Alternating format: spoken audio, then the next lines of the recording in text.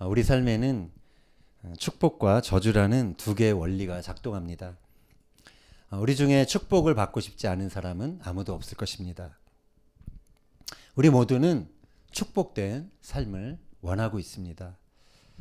그런데 너무도 많은 사람들이 축복보다는 저주의 굴레를 벗어나지 못한 채 인생에 쓴 그런 마음, 또 어떠한 나름 느껴지는 그런 불행들을 여전히 간직한 채 그것을 운명으로 여기며 살아가는 것을 보게 됩니다. 축복은 이러한 저주를 벗어나야 시작이 됩니다. 우리는 어떻게 해야 이 저주에서 벗어나 축복된 인생을 살 수 있을까요? 오늘 본문 말씀을 통해 함께 살펴보며 은혜를 나누고자 합니다. 갈라디아서 3장 14절 다시 한번 읽겠습니다. 이는 그리스도 예수 안에서 아브라함의 복이 이방인에게 미치게 하고 또 우리로 하여금 믿음으로 말미암아 성령의 약속을 받게 하려 함이라. 아멘. 하나님께서는 이 말씀처럼 유대인뿐만 아니라 이방인인 우리도 아브라함의 복을 누릴 수 있도록 그렇게 하셨습니다. 아브라함의 복이 뭘까요? 성경은 아브라함의 복을 이렇게 말합니다. 창세기 12장 2절 3절 내가 너로 큰 민족을 이루고 내게 복을 주어 내 이름을 창대하게 하리니 너는 복이 될지라. 너를 축복하는 자에게는 내가 복을 내리고 너를 저주하는 자에게는 내가 저주하리니 땅의 모든 족속이 너로 말미암아 복을 얻을 것이라. 아멘. 이 말씀에 의하면 아브라함의 복은 무엇을 받거나 아니면 어떠한 지위에 오르거나 하는 그러한 성격이 아니라 그냥 존재 자체가 복이 되는 것. 그 존재 자체가 복이 되는 약속을 받은 것. 그것이 바로 아브라함의 복이라 할 수 있습니다. 아브라함으로 인해서 그를 만나는 모든 사람들이 하나님의 복을 함께 누리게 될 것이다 라고 하나님은 아브라함에게 약속하셨습니다. 존재 자체가 복이 되는 사람은 그것을 믿는 사람, 그 약속을 받은 사람은 삶이 분명 다를 것입니다. 생각도 다를 것이고 행동도 다를 것입니다. 그는 그에게는 이러한 자존감이 있을 거예요. 나는 하나님의 복이다. 내가 가는 어떠한 곳이든 그 하나님의 복이 흘러갈 것이다. 그러한 자존감으로 살아갈 것입니다. 그 사람이 가는 곳에는 사람들이 그를 환영하고 또 축복을 합니다. 혹 그를 시기하며 그를 별로 대접해 주지 않거나 거부하는 사람들도 있을 것입니다. 그러나 그것은 그에게 문제가 되지 않죠. 하나님의 약속이 있기 때문에 그렇습니다. 너를 축복하는 자를 내가 축복하고 너를 저주하는 자를 내가 저주하겠다. 이 하나님의 약속의 말씀이 있기 때문에 하나님이 이 사람의 뒤를 그렇게 받쳐주고 있기 때문에 그 하나님의 복, 약속을 받은 사람은 누구를 원망하거나 원수 갚는데 마음을 빼앗기며 살 필요가 없는 것입니다. 그저 그 자신은 하나님의 복이 되는 존재로 살아가기를 힘쓸 뿐이죠. 역사적으로 이 아브라함의 복은 유대인들의 몫이었습니다. 그러나 오늘 바울이 밝히고 있는 것처럼 이 아브라함의 복이 그리스도 예수 안에서 모든 이방인들에게도 미치게 된 것입니다. 이것은 유대인들 입장에서는 혁명적인 발언입니다. 갈라디아서 3장 29절 같이 읽겠습니다. 너희가 그리스도의 것이면 곧 아브라함의 자손이요 약속대로 유업을 이을 자니라. 아멘. 아브라함의 복의 상속은 예수 그리스도를 믿는 모든 자에게 해당한다라고 바울은 말하고 있습니다. 바울이 이렇게 자신 있게 말하고 있는 근거가 무엇일까요? 그것은 그가 하나님께서 아브라함에게 하셨던 그 약속의 본질을 알고 있기 때문입니다. 바울이 이렇게 고백합니다. 갈라디아서 3장 16절. 이 약속들은 아브라함과 그 자손에게 말씀하신 것인데 여럿을 가리켜 그 자손들이라 하지 아니하시고 오직 한 사람을 가리켜 내 자손이라 하셨으니 곧 그리스도라. 아멘. 바울은 그야말로 구약 성경에 정통했던 랍비였습니다. 그가 창세기를 읽으면서 그 역시 아브라함의 언약을 알았던 것이고요. 그리고 예수 그리스도를 믿고 나서 그는 이 아브라함의 언약이 어떻게 예수님과 연결되는지 깨달았던 것입니다. 창세기 22장 17절 말씀 보겠습니다. 내가 네게 큰 복을 주고 내 씨가 크게 번성하여 하늘의 별과 같고 바닷가의 모래와 같게 하리니 내 씨가 그 대적의 성문을 차지하리라. 또 내 씨로 말미암아 천하 만민이 복을 받으리니 이는 내가 나의 말을 준행하였음이니라 하셨다 하니라. 자, 이 말씀은 아브라함이 이삭을 번제로 드리려 했을 때 하나님께서 아브라함에게 주셨던 약속이었습니다. 근데 여기서 내 씨라는 표현이 나옵니다. 근데 이 씨가 내 씨가 복수가 아니라 단수로 쓰여졌다라는 것을 바울이 알았던 것입니다. 그래서 이 내 씨가 아브라함의 자손들을 가리키는 것이 아니라 예수 그리스도 한 분 예수 그리스도를 가리키는 것이다 라고 바울은 깨달았던 것입니다. 그래서 아브라함의 언약은 유대인들에게만 배타적으로 허락된 것이 아니라 이미 예수 그리스도 안에서 모든 사람들, 이방인들을 포함한 모든 사람들을 향한 하나님의 약속이다라고 바울은 주장하고 있는 것입니다. 그래서 유대인이 아닌 이방인들도 예수님을 믿음으로 아브라함의 복, 곧 존재 자체가 복이 되는 축복을 누릴 수 있게 되었다라고 말하고 있는 것입니다. 이번 주 토라 포션 신명기 말씀을 보아도 여기에 축복과 저주라는 그런 삶의 원리가 나옵니다. 신명기서 11장 26절이야 같이 보겠습니다.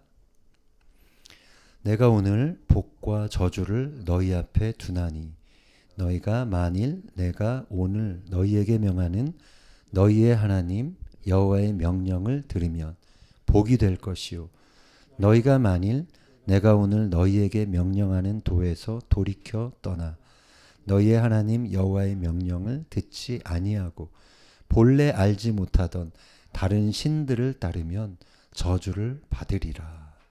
아멘.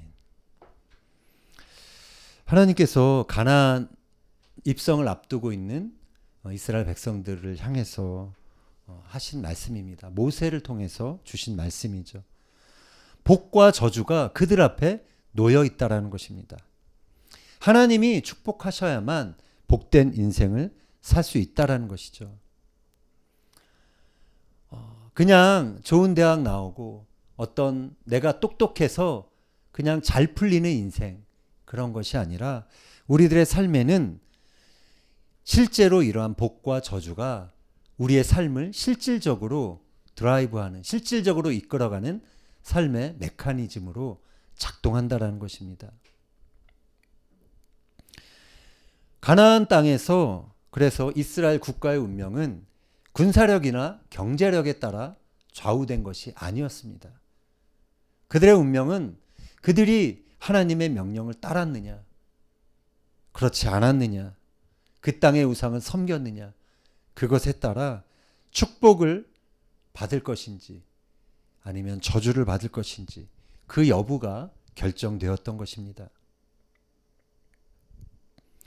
유대인들은 자신들이 율법을 잘 지키고 있기 때문에 당연히 하나님의 축복을 받을 것이다라고 그렇게 기대했습니다.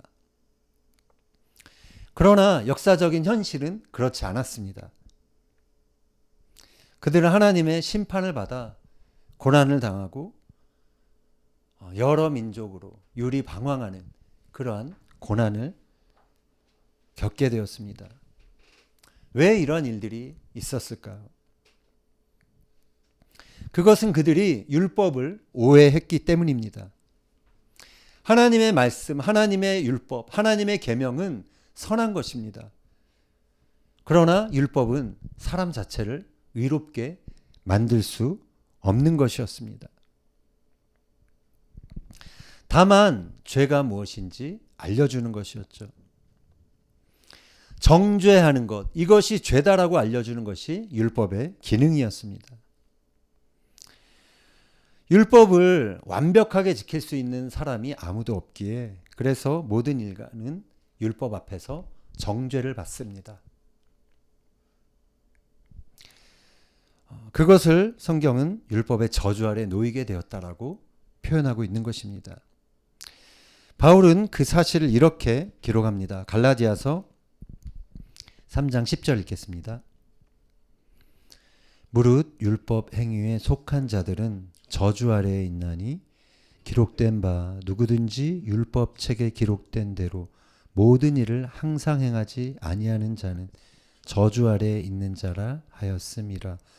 또 하나님 앞에서 아무도 율법으로 말미암아 의롭게 되지 못할 것이 분명하니 이는 의인은 믿음으로 살리라 하였음이라. 아멘. 유대인들은 율법에 대해서 그 어떠한 사람들보다도 열심이었던 사람이었습니다. 그러나 율법책에 기록되어 있는 대로 그렇게 완벽하게 살 수 있는 사람이 아무도 없었던 것입니다. 그래서 그들 역시 율법의 저주 아래 놓이게 되었던 것이죠. 우리가 축복을 받기 위해서는 한 가지 전제가 필요합니다. 그것은 우리를 향한 저주에서 벗어나야 하는 것입니다. 우리가 아무리 착한 일을 많이 하고 선하게 살아도 우리의 행위는 율법의 저주에서 벗어날 수 없는 것입니다. 그 저주를 우리의 행위가 풀 수 없는 것이죠. 우리가 율법을 다 지킬 수 없는 그러한 연약한 죄인들이기 때문에 그렇습니다. 율법 그 자체가 저주를 불러오는 것이 아니라 우리의 연약함이 저주를 불러오는 것입니다. 율법을 다 지키지 못한다면 우리는 결코 하나님의 진노에서 벗어날 수 없는 그러한 존재들인 것이죠.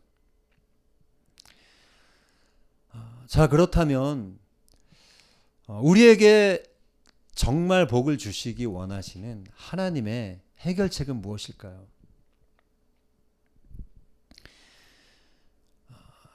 하나님이 율법을 주셨지만 그 율법을 다 완벽하게 지킬 수 없는 이 딜레마를 해결할 수 있는 그러한 하나님의 해결책이 무엇이었을까요? 그것이 바로 우리가 아까 찬양했던 예수님의 십자가입니다. 갈라디아서 3장 13절 같이 읽겠습니다. 그리스도께서 우리를 위하여 저주를 받은 바 되사 율법의 저주에서 우리를 속량하셨으니 기록된 바 나무에 달린 자마다 저주 아래에 있는 자라 하였음이라. 아멘. 성경은 우리를 향한 저주를 예수님이 십자가 위에서 그렇게 받으셨다라고 말하고 있습니다. 예수님이 십자가에서 저주 받으신 그 사건이 우리의 저주를 푸는 그러한 기초가 되는 것입니다. 그래서 우리가 모든 저주에서 벗어나려면 먼저 예수님께서 우리를 위해 십자가에서 저주 받으셨다라는 그 사실을 우리는 믿어야 하는 것입니다. 죄 없으신 예수님께서 왜 하나님의 저주를 받으셔야 했습니까? 그것은 율법의 저주를 받아 마땅한 우리를 그 율법의 저주에서 속량해 주시기 위해서다라고 성경은 기록하고 있습니다.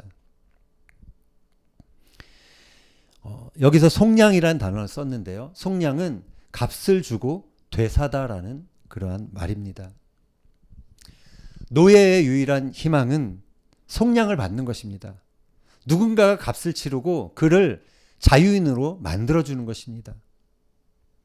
노예가 아무리 맛있는 음식을 배불리 먹고 또 값비싼 옷을 입어도 그는 근본적으로 행복할 수 없습니다.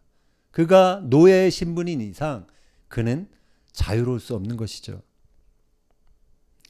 노예에게 유일한 희망은 하루속히 속량받는 것입니다. 누군가가 돈을 지불해서 그를 되사주는, 그래서 그를 자유인으로 풀어주는 그 일이 반드시 일어나야 하는 것입니다.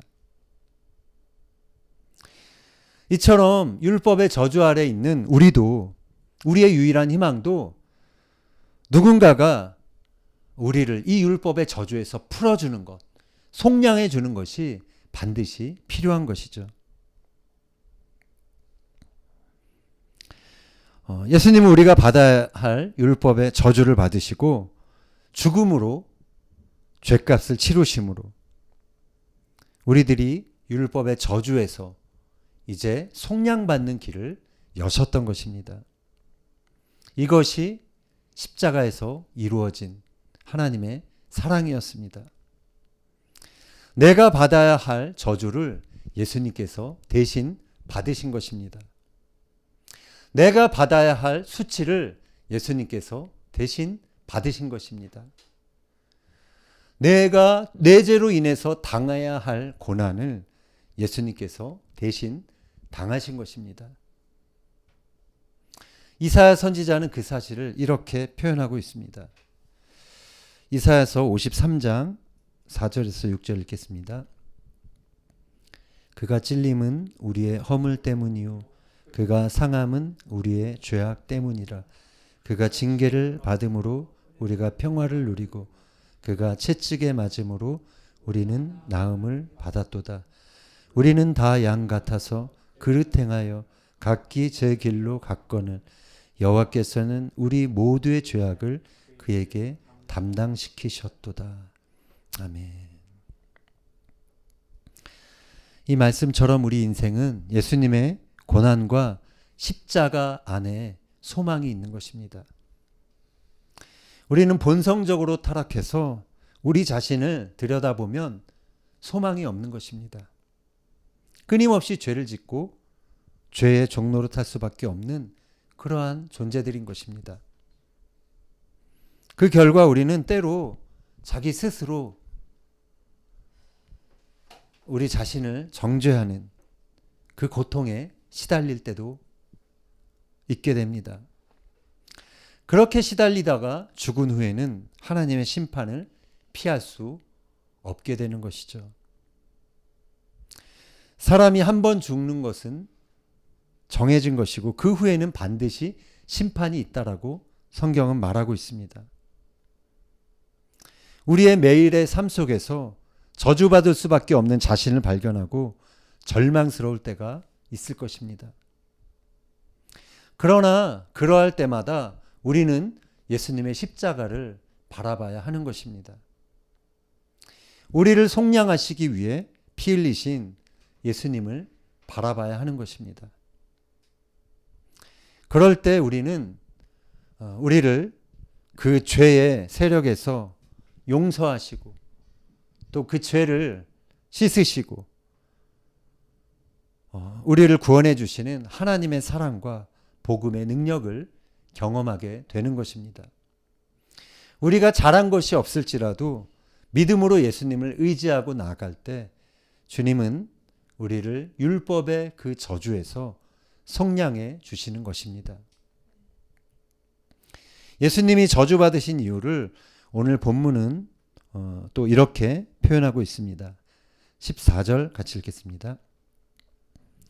이는 그리스도 예수 안에서 아브라함의 복이 이방인에게 미치게 하고 또 우리로 하여금 믿음으로 말미암아 성령의 약속을 받게 하려 함이라. 아멘. 예수님이 나무에 달려 저주를 받으심으로 이방인인 우리도 아브라함의 복을 받게 되었습니다. 또한 예수님께서 저주를 받으심으로 우리가 믿음으로 성령의 약속을 받게 되었습니다. 베드로가 오순절 이후에 이러한 설교를 합니다. 사도행전 2장 38절 너희가 회개하여 각각 예수 그리스도의 이름으로 세례를 받고 죄사함을 받으라. 그리하면 성령의 선물을 받으리니 이 약속은 너희와 너희 자녀와 모든 먼데 사람 곧 주 우리 하나님이 얼마든지 부르시는 자들에게 하신 것이라. 아멘. 본문은 우리가 누리는 궁극적인 복이 믿음으로 말미암아 성령이 하나님이 약속하신 성령을 받는 것이다라고 그렇게 말하고 있습니다. 하나님은 우리를 복 주시기 원하시는 분이십니다. 그 하늘의 복을 온전히 누리기 위해서 우리는 반드시 성령의 약속을 받아야 하는 것입니다. 성령의 인도하심을 받아야 하는 것입니다. 성령은 진리의 영이십니다. 그래서 우리를 진리 가운데로 인도하시는 분이십니다. 성령은 우리를 위로하시는 분이십니다. 죄와 저주로 인해 상처받을 수밖에 없는 이 세상에서 성령님은 우리들의 마음을 고치시고 회복하시는 치료의 영이신 것입니다. 이러한 성령님과 동행하는 것보다 더 큰 복이 없는 것입니다. 코로나로 인해서 우리들의 삶과 환경이 축복이다라는 생각을 참 갖기 힘든 그러한 시대가 되었습니다. 우리는 이러한 때일수록 우리의 존재 자체가 복이 되는 그러한 삶, 그러한 약속을 회복해야 하는 것입니다. 우리는 이미 예수 그리스도를 믿음으로 아브라함처럼 우리의 존재 자체가 하나님의 복이 되는 그러한 하나님의 백성들이 되었습니다. 그러나 사탄은 우리의 존재 자체가 복이라는 그 사실을 어떻게 해서라도 훼손하려 그렇게 우리를 방해합니다. 그 전략 중에 가장 치명적인 것이 우리 가까이 있는 사람들을 통해서 거절감을 갖게 하는 것입니다. 상처를 주는 것입니다.